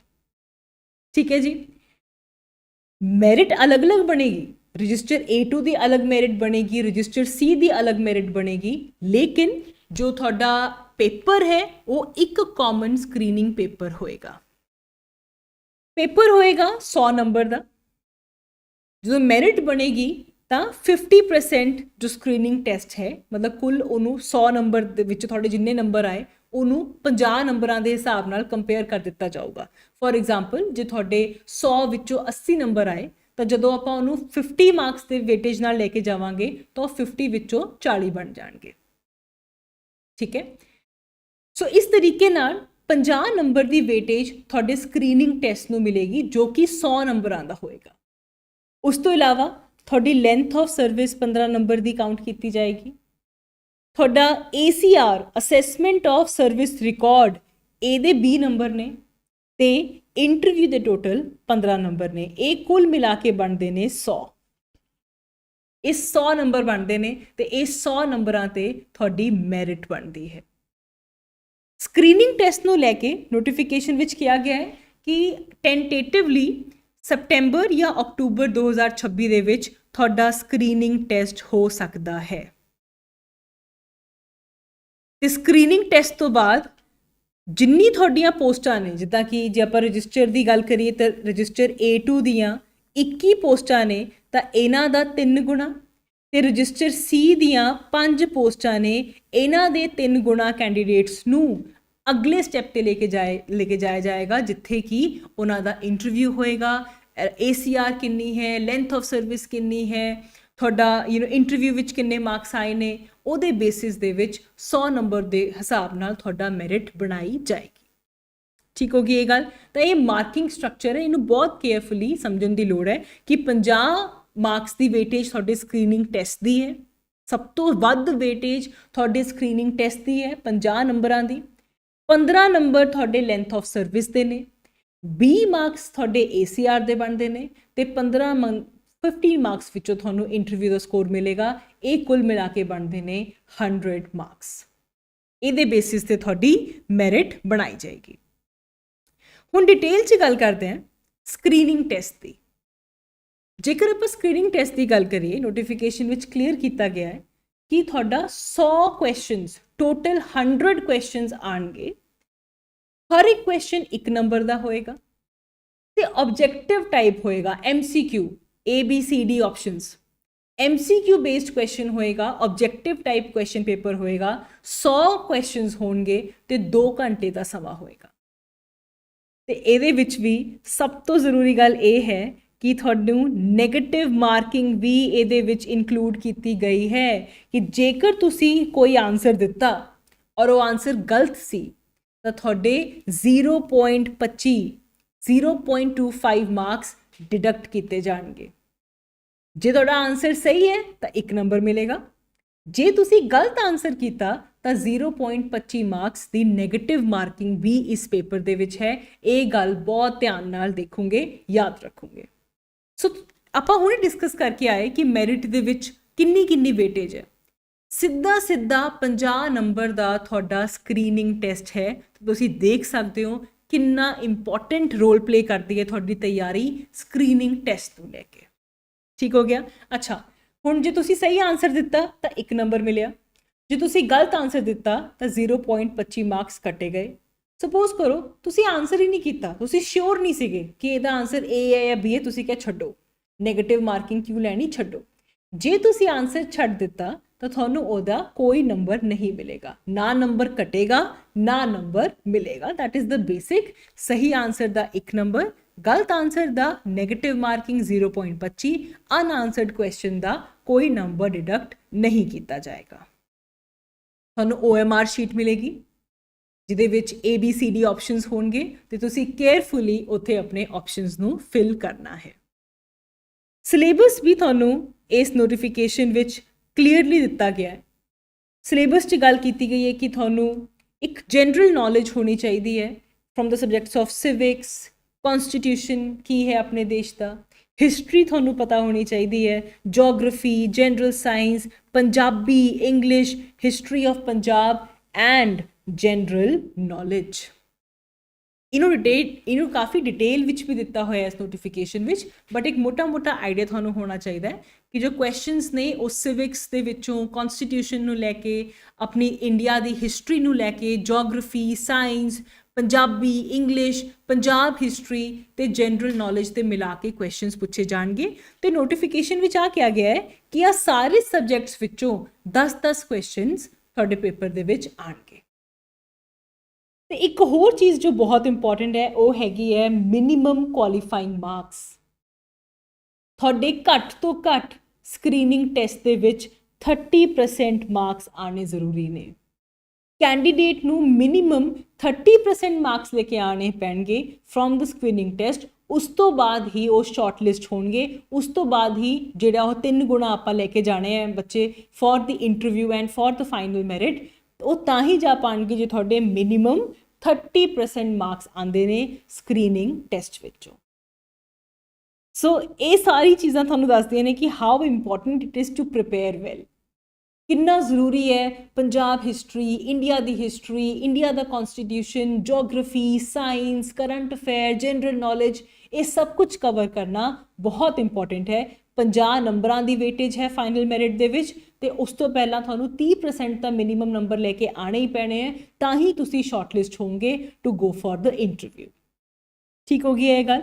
ਸੋ this is something which is very important. Now ਆਪਾਂ ਗੱਲ ਕੀਤੀ ਸੀ ਕਿ ਸਾਡੇ ਕੋਲ ACR ਹੈ, 20 ਨੰਬਰ ACR ਦੇ ਨੇ। ACR ਤੁਸੀਂ ਸਾਰੇ ਜਾਣਦੇ ਹੋ, ਤੁਹਾਡੇ ਡਿਪਾਰਟਮੈਂਟ ਦੇ ਵਿੱਚ ਇਹ ਰਿਕਾਰਡਸ ਆਉਂਦੇ ਨੇ। ਲਾਸਟ 5 ਸਾਲ ਦੀ ਜਿਹੜੀ ACR ਹੈਗੀ ਹੈ ਉਹ ਕੰਸੀਡਰ ਕੀਤੀ ਜਾਏਗੀ, ਤੇ ਤੁਹਾਡੇ 5 ਸਾਲ ਦੇ ACR ਰਿਪੋਰਟ ਦੇ ਹਿਸਾਬ ਨਾਲ ਤੁਹਾਡੇ ਜਿੰਨੇ ਮਾਰਕਸ ਹੋਣਗੇ ਉਹਨਾਂ ਨੂੰ 20 ਵਿੱਚੋਂ ਉਹਨੂੰ ਦਿੱਤਾ ਜਾਏਗਾ। So that is the ACR for you. ਤਾਂ ਸਭ ਤੋਂ ਵੱਧ ਵੇਟੇਜ ਹੈਗੀ ਤੁਹਾਡੇ ਸਕਰੀਨਿੰਗ ਟੈਸਟ ਦੀ। ਉਸ ਤੋਂ ਬਾਅਦ ਤੁਹਾਡਾ ACR ਆ ਜਾਂਦਾ ਹੈ 20 ਨੰਬਰ ਦਾ। 15 ਨੰਬਰ ਤੁਹਾਡੇ ਲੈਂਥ ਆਫ ਸਰਵਿਸ ਦੇ ਨੇ। ਹਾਂ, ਜੇਕਰ ਤੁਸੀਂ 8 ਸਾਲ ਤੱਕ ਦੀ ਸਰਵਿਸ ਹੈਗੀ ਹੈ ਤਾਂ ਉਹਦੇ 0 ਨੰਬਰ ਨੇ। 8 ਸਾਲ ਤੋਂ ਬਾਅਦ ਹਰ ਇੱਕ ਸਾਲ ਲਈ ਆਈ ਥਿੰਕ 0.54 ਨੰਬਰ ਜਿਹੜੇ ਹੈਗੇ ਨੇ ਉਹ ਹਰ ਸਾਲ ਦੇ ਲਈ ਦਿੱਤੇ ਜਾਂਦੇ ਨੇ। ਠੀਕ ਹੋ ਗਈ ਇਹ ਗੱਲ। ਸੋ ਪਹਿਲੇ 8 ਸਾਲ ਦੇ ਲਈ 0 ਨੇ। ਜੇ ਤੁਹਾਡਾ ਸਿਰਫ 8 ਸਾਲ ਦਾ ਐਕਸਪੀਰੀਅੰਸ ਹੈ ਤਾਂ ਤੁਹਾਡਾ ਲੈਂਥ ਆਫ ਸਰਵਿਸ ਦੇ ਵਿੱਚ 0 ਨੰਬਰ ਹੋਣਗੇ। ਬਟ 8 ਸਾਲ ਤੋਂ ਬਾਅਦ ਜਿਵੇਂ ਇੱਕ ਸਾਲ ਵੱਧਦਾ ਜਾਊਗਾ, ਜੇ ਤੁਹਾਡਾ 9 ਸਾਲ ਦੀ ਸਰਵਿਸ ਹੋ ਗਈ ਹੈ ਤਾਂ 1 ਸਾਲ ਐਕਸਟਰਾ ਜਿਹੜਾ ਹੋਇਆ 8 ਤੋਂ ਬਾਅਦ ਉਹਦੇ 0.54 ਮਾਰਕਸ ਹੋਣਗੇ। ਜੇ 10 ਸਾਲ ਨੇ ਤਾਂ ਹੋਰ 0.54 ਐਡ ਕਰ ਲਓ। ਇੱਦਾਂ ਕਰਦੇ ਕਰਦੇ 15 ਵਿੱਚੋਂ ਟੋਟਲ ਮਾਰਕਸ ਤੁਹਾਡੇ ਲੈਂਥ ਆਫ ਸਰਵਿਸ ਤੇ ਡਿਸਾਈਡ ਕੀਤੇ ਜਾਣਗੇ। 15 ਨੰਬਰ ਦਾ ਹੋਏਗਾ ਤੁਹਾਡਾ ਇੰਟਰਵਿਊ। ਇੰਟਰਵਿਊ ਦੇ ਵਿੱਚ ਦੇਖਿਆ ਜਾਏਗਾ, ਤੁਹਾਨੂੰ ਪਰਖਿਆ ਜਾਏਗਾ। ਕਹਿੰਦੇ ਨਾ ਹੀਰੇ ਦੀ ਪਰਖ ਕੀਤੀ ਜਾਏਗੀ ਕਿ ਤੁਹਾਡੀ ਪਰਸਨਲ ਕੁਆਲਿਟੀਜ਼ ਕੀ ਨੇ, ਤੁਸੀਂ ਕਿੱਦਾਂ ਦੇ ਪੀਸੀਐਸ ਆਫਿਸਰ ਬਣ ਸਕਦੇ ਹੋ। ਤੇ ਉਹ ਇੰਟਰਵਿਊ ਦਾ 15 ਨੰਬਰ ਦਾ ਮੈਰਿਟ ਦੇ ਵਿੱਚ ਕੋਟਾ ਹੈ। ਇੰਟਰਵਿਊ ਦਾ ਮੇਨ ਪਰਪਸ ਇਹ ਤੁਹਾਡੀ ਪਰਸਨੈਲਿਟੀ ਨੂੰ ਸਮਝਣਾ, ਤੁਹਾਨੂੰ ਕਿੰਨੀ ਕੁ ਐਡਮਿਨਿਸਟ੍ਰੇਟਿਵ ਅੰਡਰਸਟੈਂਡਿੰਗ ਹੈ, ਤੁਹਾਡੀ ਮੈਚੁਰਿਟੀ ਕਿਸ ਲੈਵਲ ਤੇ, ਤੁਹਾਡੇ ਵਿੱਚ ਲੀਡਰਸ਼ਿਪ ਕੁਆਲਿਟੀਜ਼ ਹੈ ਜਾਂ ਨਹੀਂ। ਸੋ 15 ਨੰਬਰ ਦਾ ਹੋਏਗਾ ਤੁਹਾਡਾ ਇੰਟਰਵਿਊ, ਤੇ ਇੱਦਾਂ ਬਣੇਗੀ ਤੁਹਾਡੀ ਫਾਈਨਲ ਮੈਰਿਟ, ਜਿਹਦੇ ਵਿੱਚ 50% ਵੇਟੇਜ ਹੋਏਗੀ। ਅਗੇਨ ਮੈਂ ਬਾਰ-ਬਾਰ ਕਹਿ ਰਹੀ ਹਾਂ 50% weightage wood B of your written test. 15 number ਦੀ ਹੋਏਗੀ ਤੁਹਾਡੀ service, length of service. 20 number ਦੇ ਹੋਏਗਾ ਤੁਹਾਡਾ ACR ਲਾਸਟ 5 ਸਾਲਾਂ ਦਾ, ਤੇ ਅਖੀਰ 'ਚ 15 ਨੰਬਰ ਦਾ ਹੋਏਗਾ ਤੁਹਾਡਾ ਇੰਟਰਵਿਊ। ਤੇ ਟੈਂਟੇਟਿਵ ਡੇਟ ਮਤਲਬ ਹੁਣ ਤਾਂ ਹਥਿਆਰ ਚੱਕ ਲਓ, ਹੁਣ ਤਾਂ ਮਿਹਨਤ ਕਰਨ ਦਾ ਸਮਾਂ ਆ ਗਿਆ ਹੈ। ਨੋਟੀਫਿਕੇਸ਼ਨ ਅੱਜ ਆਈ ਹੈ। ਟੈਂਟੇਟਿਵ ਡੇਟ ਜੋ ਹੈ PPSC ਕਹਿ ਰਹੀ ਹੈ ਕਿ ਅਸੀਂ ਸਪਟੈਂਬਰ ਜਾਂ ਅਕਤੂਬਰ 2026 'ਚ ਇਹ ਪੇਪਰ ਲੈਣਾ ਚਾਹਾਂਗੇ, ਤੇ ਜਲਦ ਹੀ ਤੁਹਾਨੂੰ ਡੇਟ ਦੇਵਾਂਗੇ ਕਿ ਇਹ ਪੇਪਰ ਕਦ ਹੋਵੇਗਾ। So there is no time to waste, ਅਬ ਨਹੀਂ ਤਾਂ ਕਬ। ਠੀਕ ਹੈ, ਅਬ ਨਹੀਂ ਤਾਂ ਕਬ ਵਾਲੀ ਸਿਚੁਏਸ਼ਨ ਹੈ। ਇੰਨੀ ਵਧੀਆ ਓਪਰਚੁਨਿਟੀ ਜਿੱਥੇ ਤੁਹਾਨੂੰ ਪੰਜਾਬ ਗਵਰਨਮੈਂਟ ਇੰਪਲੋਈਜ਼ ਨੂੰ ਸਪੈਸ਼ਲ ਮੌਕਾ ਮਿਲ ਰਿਹਾ ਹੈ ਇਸ ਐਗਜ਼ਾਮ ਨੂੰ ਦੇਣ ਦਾ ਤੇ ਸਿੱਧਾ PCS ਆਫਿਸਰ ਬਣਨ ਦਾ। ਮਤਲਬ ਮੈਨੂੰ ਇਹ ਲੱਗਦਾ ਹੈ ਕਿ ਇਹ ਸਿਰਫ ਇੱਕ ਐਗਜ਼ਾਮ ਨਹੀਂ ਹੈ, ਇਹ ਤੁਹਾਡੇ ਲਈ ਪੰਜਾਬ ਗਵਰਨਮੈਂਟ ਇੰਪਲੋਈਜ਼ ਲਈ PPSC ਇੱਕ ਟਰਾਂਸਫੋਰਮੇਸ਼ਨ ਦੀ ਓਪਰਚੁਨਿਟੀ ਲੈ ਕੇ ਆਈ ਹੈ। ਕਈ ਸਾਰੇ ਕੈਂਡੀਡੇਟਸ ਨੇ ਜੋ ਕਿੰਨੇ ਸਾਲਾਂ ਤੋਂ ਸਿਸਟਮ 'ਚ ਕੰਮ ਕਰਦੇ ਨੇ, ਪਰ ਆਫਿਸਰ ਬਣਨ ਦਾ ਡ੍ਰੀਮ ਅੰਦਰ ਹੀ ਰਹਿ ਜਾਂਦਾ ਹੈ। ਲੇਕਿਨ ਹੁਣ PPSC ਨੇ ਤੁਹਾਡੇ ਵਾਸਤੇ ਇੱਕ ਸਪੈਸ਼ਲ ਰਸਤਾ, ਇੱਕ ਸਪੈਸ਼ਲ ਤੋਹਫਾ, ਇੱਕ ਸਪੈਸ਼ਲ ਓਪਰਚੁਨਿਟੀ ਲੈ ਕੇ ਆਈ ਹੈ PPSC। ਜੇ ਤੁਸੀਂ ਐਲੀਜੀਬਲ ਹੋ, ਤੁਸੀਂ ਰਜਿਸਟਰ A2 ਵਿੱਚ ਆਉਂਦੇ ਹੋ, ਰਜਿਸਟਰ C ਵਿੱਚ ਆਉਂਦੇ ਹੋ, ਤੁਹਾਡੀ ਘੱਟ ਤੋਂ ਘੱਟ 8 ਸਾਲ ਦੀ ਸਰਵਿਸ ਹੋ ਚੁੱਕੀ ਹੈ, ਤੁਹਾਡੇ ਲਈ ਇਹ ਓਪਰਚੁਨਿਟੀ ਇੱਕ ਗੋਲਡਨ ਓਪਰਚੁਨਿਟੀ ਹੈ, ਇਹਨੂੰ ਪਲੀਜ਼ ਲਾਈਟਲੀ ਨਾ ਲਓ, ਬਿਕਾਜ਼ ਓਪਰਚੁਨਿਟੀਜ਼ ਟੈਂਪਰੇਰੀ ਹੁੰਦੀਆਂ ਨੇ। ਇਹ ਹੁਣ ਮੌਕਾ ਹੈ, ਦਿਸ ਇਜ਼ ਦ ਟਾਈਮ ਕਿ ਤੁਸੀਂ ਇਸ ਮੌਕੇ ਨੂੰ ਗ੍ਰੈਬ ਕਰਨਾ ਹੈ, ਬਟ ਜੇ ਨਹੀਂ ਗ੍ਰੈਬ ਕੀਤਾ ਤਾਂ ਰਿਗਰੈਟ ਬਾਅਦ 'ਚ ਰਹਿ ਜਾਂਦਾ। ਸੋ ਦਿਸ ਵਾਜ਼ ਦ ਮੋਸਟ ਇੰਪੋਰਟੈਂਟ ਪੁਆਇੰਟਸ ਜੋ ਕਿ ਸਾਨੂੰ ਇਸ ਨੋਟੀਫਿਕੇਸ਼ਨ ਵਿੱਚ ਦਿੱਤੇ ਗਏ ਸੀਗੇ। ਹੁਣ ਆਪਾਂ ਗੱਲ ਕਰਦੇ ਹਾਂ ਪ੍ਰੈਪਰੇਸ਼ਨ ਦੀ, ਔਰ ਪ੍ਰੈਪਰੇਸ਼ਨ ਦੇ ਲਈ ਆਪਾਂ ਨੂੰ ਆ ਡਿਟੇਲਡ ਸਿਲੇਬਸ ਦੇਖਣਾ ਵੀ ਬਹੁਤ ਜ਼ਿਆਦਾ ਜ਼ਰੂਰੀ ਹੈ। ਦਿਸ is the detailed syllabus of your exam. Common paper है, रजिस्टर A टू ते रजिस्टर C ਦਾ सेम पेपर होएगा। सब तो इंपॉर्टेंट है 50% वेटेज ਤੁਹਾਡੇ रिटन एग्जाम ਦੀ है, ਤੁਹਾਡੇ ਸਕਰੀਨਿੰग ਦੀ है, क्योंकि ਹੁਣ ਇਹ ਚੈलेंज भी है। प्रिपरेशन किद्दां करिए, प्रिपरेशन किवें करिए, बहुत इंपॉर्टेंट सवाल है, क्योंकि ਤੁਸੀਂ ਸਾਰੇ कैंडिडेट्स वर्किंग हो, ਤੁਸੀਂ ਆਪਣਾ ਆਫਿਸ ਵੀ ਮੈਨੇਜ ਕਰਨਾ ਹੈ, ਤੁਸੀਂ ਆਪਣੀ ਫੈਮਿਲੀ ਰਿਸਪੌਂਸਿਬਿਲਿਟੀਜ਼ ਨੂੰ ਵੀ ਦੇਖਣਾ ਹੈ, ਤੇ ਨਾਲ ਇਸ ਓਪਰਚੁਨਿਟੀ ਲਈ ਵੀ ਪ੍ਰਿਪੇਅਰ ਕਰਨਾ ਹੈ। ਤਾਂ ਤੁਹਾਡੀ ਸਟ੍ਰੈਟਜੀ ਬਹੁਤ ਸਮਾਰਟ ਹੋਣੀ ਚਾਹੀਦੀ ਹੈ। You need a smart strategy ਜਿਹਦੇ ਨਾਲ ਕਿ ਤੁਸੀਂ ਆਪਣੀ ਸਾਰੀ ਜ਼ਿੰਮੇਵਾਰੀਆਂ ਨਿਭਾਉਂਦੇ ਹੋਏ ਇਸ ਪੇਪਰ ਨੂੰ ਸਹੀ ਤਰੀਕੇ ਨਾਲ ਅਟੈਂਪਟ ਕਰ ਸਕੋ। ਹੁਣ ਸਭ ਤੋਂ ਪਹਿਲਾਂ ਇਸ ਗੇਮ ਨੂੰ ਸਮਝੋ। ਆਪਾਂ ਨੋਟੀਫਿਕੇਸ਼ਨ ਦੇਖ ਲਈ ਹੈ, ਇਹ ਨੋਰਮਲ PCS ਨਹੀਂ ਹੈ, ਇਹਦੇ ਵਿੱਚ ਸਕਰੀਨਿੰਗ ਟੈਸਟ ਇੰਪੋਰਟੈਂਟ ਹੈ, ਫਾਈਨਲ ਮੈਰਿਟ 'ਚ ਤੁਹਾਡੀ ACR ਦੇ ਨੰਬਰ ਵੀ ਕਾਊਂਟ ਹੋਣਗੇ, ਤੁਹਾਡੀ ਸਰਵਿਸ ਦੀ ਲੈਂਥ ਵੀ ਕਾਊਂਟ ਹੋਏਗੀ, ਤੁਹਾਡਾ ਇੰਟਰਵਿਊ, ਸਭ ਕੁਝ ਮੈਟਰ ਕਰੂਗਾ। ਤਾਂ ਤੁਹਾਡੀ ਪ੍ਰੈਪਰੇਸ਼ਨ ਬੈਲੈਂਸਡ ਹੋਣੀ ਚਾਹੀਦੀ ਹੈ। ਸਕਰੀਨਿੰਗ ਟੈਸਟ ਵਿੱਚ 100 ਕੁਐਸਚਨਸ ਆਣਗੇ, 2 ਘੰਟੇ ਦਾ ਸਮਾਂ ਹੋਏਗਾ, ਨੈਗੇਟਿਵ ਮਾਰਕਿੰਗ ਵੀ ਹੈ। ਸਿਲੇਬਸ ਕਲੀਅਰਲੀ ਦਿੱਤਾ ਹੋਇਆ ਹੈ। ਸਿਵਿਕਸ ਜਿਹਦੇ ਵਿੱਚ freedom, equality, social justice, duties, citizenship, ਸਭ ਕੁਝ, ਕਨਸਟੀਟਿਊਸ਼ਨ, ਸਾਡੇ ਸੰਵਿਧਾਨ ਦੇ ਬੇਸਿਕ ਫੀਚਰਸ, ਹਿਸਟਰੀ, ਚਾਹੇ ਉਹ ਏਂਸ਼ੀਅੰਟ ਹਿਸਟਰੀ ਹੋਵੇ ਜਿੱਥੇ ਆਪਾਂ ਹੜੱਪਾ ਸਭਿਅਤਾ ਦੇ ਬਾਰੇ ਪੜ੍ਹਦੇ ਹਾਂ, ਇੰਦਸ ਵੈਲੀ ਸਿਵਿਲਾਈਜੇਸ਼ਨ, ਹੜੱਪਾ ਸਿਵਿਲਾਈਜੇਸ਼ਨ, ਗੁਪਤਾ, ਮੌਰਿਆ, ਜਾਂ ਮਿਡੀਵੀਅਲ ਜਿਹਦੇ ਵਿੱਚ ਆਪਾਂ ਮੁਗਲਾਂ ਬਾਰੇ ਪੜ੍ਹਦੇ ਹਾਂ, ਦਿੱਲੀ ਸਲਤਨਤ ਬਾਰੇ ਪੜ੍ਹਦੇ ਹਾਂ, ਜਾਂ ਮਾਡਰਨ ਹਿਸਟਰੀ ਜਿੱਥੇ ਆਪਾਂ ਆਪਣੇ ਦੇਸ਼ ਦਾ ਸੰਘਰਸ਼, ਆਜ਼ਾਦੀ ਦਾ ਸੰਘਰਸ਼, ਉੱਥੇ ਤੱਕ ਪਹੁੰਚਦੇ ਹਾਂ। ਪੂਰੀ ਇੰਡੀਅਨ ਹਿਸਟਰੀ ਏਂਸ਼ੀਅੰਟ ਟਾਈਮ ਤੋਂ ਲੈ ਕੇ ਮਾਡਰਨ ਟਾਈਮ ਤੱਕ ਤੁਹਾਡਾ ਸਿਲੇਬਸ ਹੈ। ਏਂਸ਼ੀਅੰਟ ਹਿਸਟਰੀ, ਮਿਡੀਵੀਅਲ ਹਿਸਟਰੀ, ਮਾਡਰਨ ਹਿਸਟਰੀ। ਫਿਰ ਆਉਂਦੀ ਹੈ ਜੋਗ੍ਰਾਫੀ। ਜੋਗ੍ਰਾਫੀ ਦੇ ਵੀ ਬਹੁਤ ਸਾਰੇ ਪਹਿਲੂ ਨੇ। ਜਦੋਂ ਤੁਸੀਂ ਅਰਥ ਬਾਰੇ ਸਮਝਣਾ ਹੈ, ਅਰਥ ਤੇ ਹੋਣ ਵਾਲੇ ਫੀਚਰਸ ਬਾਰੇ ਸਮਝਣਾ ਹੈ, ਉਹ ਬਣ ਜਾਂਦੀ ਤੁਹਾਡੀ ਫਿਜ਼ੀਕਲ ਜੋਗ੍ਰਾਫੀ। ਅਸੀਂ ਅਰਥ ਨਾਲ ਕਿੱਦਾਂ ਇੰਟਰੈਕਟ ਕਰ ਰਹੇ ਹਾਂ, ਸਾਡਾ ਕੀ ਰਿਸ਼ਤਾ ਹੈ, ਕਿਸ ਲੈਵਲ ਤੇ ਆਪਾਂ ਰਿਸੋਰਸਿਸ ਲੈ ਰਹੇ ਹਾਂ, ਮਿਨਰਲਸ ਲੈ ਰਹੇ ਹਾਂ, ਕੀ ਕਰ ਰਹੇ ਹਾਂ, ਉਹ ਬਣਦੀ ਹੈ ਹਿਊਮਨ ਜੋਗ੍ਰਾਫੀ, ਇਕਨੋਮਿਕ ਜੋਗ੍ਰਾਫੀ। ਸੋ ਅਲੱਗ-ਅਲੱਗ ਲੈਵਲ ਤੇ ਤੁਸੀਂ ਜੋਗ੍ਰਾਫੀ ਨੂੰ ਵੀ ਪੜ੍ਹਨਾ ਹੈ। ਜੋਗ੍ਰਾਫੀ ਤੋਂ ਬਾਅਦ ਆ ਜਾਂਦੀ ਹੈ ਸਾਇੰਸ, ਜਿਹਦੇ ਵਿੱਚ ਫਿਜ਼ਿਕਸ, ਕੈਮਿਸਟਰੀ, ਬਾਇਓਲੋਜੀ, ਇਹਨਾਂ ਸਾਰਿਆਂ ਦੇ ਬੇਸਿਕ ਕਨਸੈਪਟਸ ਕਵਰ ਹੁੰਦੇ ਨੇ। ਫਿਰ ਲੈਂਗੁਏਜ ਦੀ ਪਕੜ ਵੀ ਪਰਖਣਗੇ ਉਹ, ਪੰਜਾਬੀ ਲੈਂਗੁਏਜ, ਇੰਗਲਿਸ਼ ਲੈਂਗੁਏਜ, ਇਹ ਵੀ ਪੇਪਰ ਦੇ ਵਿੱਚ ਆਏਗੀ। ਤੇ ਇਹਦੇ ਨਾਲ ਪੰਜਾਬ ਹਿਸਟਰੀ ਦਾ ਵੀ ਇੱਕ ਅਲੱਗ ਸੈਕਸ਼ਨ ਹੈ। ਪੰਜਾਬ ਦੀਆਂ ਮੇਜਰ ਪਰਸਨੈਲਿਟੀਜ਼ ਕਿਹੜੀਆਂ ਰਹੀਆਂ ਨੇ, ਰਿਲੀਜੀਅਸ ਮੂਵਮੈਂਟਸ ਕਿਹੜੇ ਰਹੇ ਨੇ ਪੰਜਾਬ ਦੇ, ਪੰਜਾਬ ਦੀ ਹਿਸਟਰੀ, ਗੁਰੂਆਂ, ਪੀਰਾਂ, ਸੰਤਾਂ, Lodhi, Mughal, Sikh rulers, British period, everything, Punjab ਦੀ ਐਂਟਾਇਰ ਹਿਸਟਰੀ ਇੱਥੇ ਪੁੱਛੀ ਜਾਏਗੀ। And then general knowledge, current affairs, ਦੁਨੀਆ ਭਰ 'ਚ ਕੀ ਚੱਲ ਰਿਹਾ, ਇਹਦੀ ਨੌਲੇਜ ਵੀ ਤੁਹਾਨੂੰ ਹੋਣੀ ਚਾਹੀਦੀ ਹੈ। ਤੇ ਇੱਕ ਗੱਲ ਮੈਂ ਹੋਰ ਕਹਿਣਾ ਚਾਹੂੰਗੀ ਕਿ ਜੇ ਤੁਸੀਂ ਲਾਸਟ ਜੋ ਪਿਛਲੇ ਕੁਝ ਸਮੇਂ ਪਹਿਲਾਂ, ਇਫ ਆਮ ਨਾਟ ਰੋਂਗ, 1.5 ਸਾਲ ਪਹਿਲਾਂ, 1.5-2 ਸਾਲ ਪਹਿਲਾਂ ਜੋ ਰਿਟਨ ਐਗਜ਼ਾਮ ਹੋਇਆ ਸੀਗਾ ਲਾਸਟ PCS ਐਗਜ਼ੀਕਿਊਟਿਵ ਦਾ, ਜੇ ਤੁਸੀਂ ਉਹ ਦੇਖੋਗੇ ਔਰ ਉਸ ਪੇਪਰ ਨੂੰ ਪੜ੍ਹੋਗੇ, ਤੁਹਾਨੂੰ ਰਿਅਲਾਈਜ਼ ਹੋਏਗਾ ਕਿ it is a serious matter. ਤੁਹਾਨੂੰ ਮਿਹਨਤ ਕਰਨੀ ਪਏਗੀ, ਇੱਕ ਸਮਾਰਟ ਸਿਲੈਕਟਿਵ ਪ੍ਰੈਪਰੇਸ਼ਨ ਕਰਨੀ ਪਏਗੀ। ਇਹ ਸਾਰੇ ਸਬਜੈਕਟਸ ਨੂੰ ਇਸ ਤਰ੍ਹਾਂ ਕਵਰ ਕਰਨਾ ਪਏਗਾ ਕਿ ਤੁਸੀਂ ਮੈਕਸਿਮਮ ਸਕੋਰ ਲੈ ਸਕੋ ਫਰੋਮ ਦਿਸ ਸਕਰੀਨਿੰਗ ਟੈਸਟ, ਕਿਉਂਕਿ ਇੱਥੋਂ ਹੀ ਤੁਸੀਂ ਸਿਲੈਕਟ ਹੋਵੋਗੇ ਫॉर द ਨੈਕਸਟ ਸਟੇਜ। ਤੁਸੀਂ ਆਫਿਸ ਵੀ ਜਾਣਾ ਹੈ, ਨਾਲ ਪੜ੍ਹਨਾ ਵੀ ਹੈ, ਤਾਂ ਇਸ ਕਰਕੇ ਸਮਾਰਟ ਸਟ੍ਰੈਟਜੀ ਬਹੁਤ ਜ਼ਰੂਰੀ ਹੈ। ਫਿਰ ਕਿਉਂਕਿ ਇਹ MCQ ਬੇਸਡ ਪੇਪਰ ਹੈ, 2 ਘੰਟਿਆਂ ਦੇ ਵਿੱਚ 100 ਕੁਐਸਚਨ ਸੋਲਵ ਕਰਨ ਦੀ ਪ੍ਰੈਕਟਿਸ ਵੀ ਤੁਹਾਨੂੰ ਕਰਨੀ ਪਏਗੀ, ਮੌਕ ਟੈਸਟ ਵੀ ਦੇਣੇ ਪੈਣਗੇ। ਸਿਰਫ ਰੀਡਿੰਗ ਨਾਲ ਸਿਲੈਕਸ਼ਨ ਨਹੀਂ ਹੁੰਦਾ, ਪ੍ਰੈਕਟਿਸ ਵੀ ਬਹੁਤ ਜ਼ਰੂਰੀ ਹੈ। ਕਿਉਂਕਿ ਦੇਖੋ ਨੈਗੇਟਿਵ ਮਾਰਕਿੰਗ ਹੈ, ਜੇ ਤੁਸੀਂ ਗਲਤ ਆਨਸਰ ਟਿਕ ਕੀਤਾ ਤਾਂ 0.25 ਨੰਬਰ ਕੱਟ ਲੈਣੇ ਉਹਨਾਂ ਨੇ। ਤਾਂ ਇਸ ਕਰਕੇ ਕਿਸ ਤਰੀਕੇ ਨਾਲ ਇੰਟੈਲੀਜੈਂਟਲੀ ਅਟੈਂਪਟ ਕਰੀਦਾ ਹੈ, ਕਿੱਦਾਂ ਸਮਾਰਟਲੀ ਤੁਸੀਂ ਪੇਪਰ ਅਟੈਂਪਟ ਕਰਨਾ ਹੈ, ਉਹਦੀ ਪ੍ਰੈਕਟਿਸ ਕਰਨਾ ਵੀ ਬਹੁਤ ਜ਼ਰੂਰੀ ਹੈ। ਐਂਡ ਦੈਨ ਲਾਸਟ ਵਿੱਚ ਇੰਟਰਵਿਊ ਪ੍ਰੈਪਰੇਸ਼ਨ ਤਾਂ ਹੈ ਹੀ। ਇੰਟਰਵਿਊ ਪੈਨਲ ਜਿਹਨੇ ਤੁਹਾਡੀ ਮੈਚੁਰਿਟੀ ਨੂੰ ਦੇਖਣਾ ਹੈ, ਤੁਹਾਡੀ ਐਡਮਿਨਿਸਟ੍ਰੇਟਿਵ ਅੰਡਰਸਟੈਂਡਿੰਗ ਨੂੰ ਦੇਖਣਾ ਹੈ, ਤੁਹਾਡੇ ਕੌਨਫੀਡੈਂਸ ਨੂੰ ਦੇਖਣਾ ਹੈ, ਉਹ ਸਭ ਕੁਝ ਕਵਰ ਹੋਏਗਾ। ਸੋ ਮੇਰੀ ਇੱਕ ਤੁਹਾਨੂੰ ਲੈ ਕੇ ਓਨੈਸਟ ਐਡਵਾਈਸ ਇਹ ਹੈ ਕਿ ਇਸ ਐਗਜ਼ਾਮ ਨੂੰ ਬਿਲਕੁਲ ਕੈਜੂਅਲੀ ਨਾ ਲਿਓ। ਇਹਨੂੰ ਇੱਦਾਂ ਨਾ ਸੋਚੋ ਕਿ ਇਹ ਤਾਂ ਬੜਾ ਆਸਾਨ ਜਿਹਾ ਪੇਪਰ ਹੋਣਾ ਹੈ, ਇਹ ਤਾਂ ਸਾਡੇ ਵਾਸਤੇ ਪੰਜਾਬ ਸਰਕਾਰ ਦੇ EMPLOYEES ਵਾਸਤੇ ਬਣਿਆ ਹੈ। ਨੋ, ਲਾਸਟ ਪੇਪਰ ਨੂੰ ਇੱਕ ਵਾਰੀ ਦੇਖੋ, ਐਨਾਲਾਈਜ਼ ਕਰੋ। ਤੁਸੀਂ ਦੇਖੋਗੇ ਕਿ ਕਿੰਨੀ ਜ਼ਿਆਦਾ ਜ਼ਰੂਰੀ ਹੈ ਡਿਟੇਲ ਵਿੱਚ ਪੂਰੇ ਸਿਲੇਬਸ ਨੂੰ ਕਵਰ ਕਰਨਾ।